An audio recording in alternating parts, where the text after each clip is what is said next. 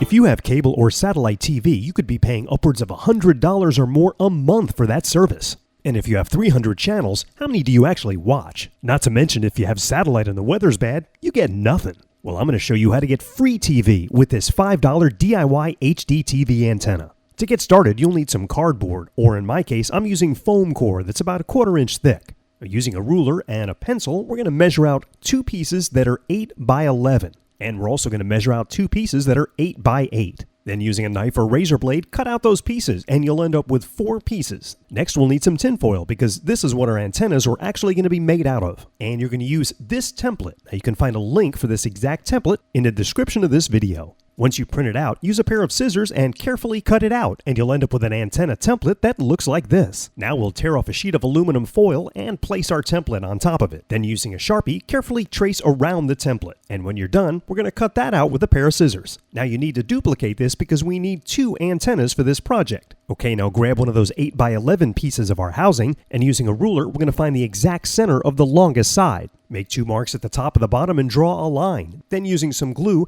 run a bead down that line. And carefully line up our first antenna piece and press it in place. Then it's time to glue down all the other ends of our antenna. Again, we're going to duplicate this exact same thing so you end up with 2 antennas mounted on your boards. Then you'll need a piece of antenna cable. I'm using some coax cable, but you could also use flat antenna cable. And the other end will be clipped and stripped. Now we'll staple one side of the cable on the bottom of the small end of the antenna. And I use some hot glue just to make sure the contacts are good and it's held in place. Then do the same with the other cable connection. Again, stapled in place and some hot glue if you'd like. Now we'll stand up our 2 antenna bases and put them at about a 45-degree angle. Now using that same glue, we'll run a bead down the end of both of those pieces and line up and apply the 8 by 8 piece onto one side and hold it in place and let the glue dry. After both pieces are attached, your HDTV antenna is done, and it should look like this. I found a location close to my TV and set it up there. Now most modern TVs are digital, so you're going to need a digital TV converter. Now I found one at a garage sale for $10. So I hooked the antenna up to the converter and the converter to the TV and began a scan. I got 26 channels, and that was without even adjusting the antenna position.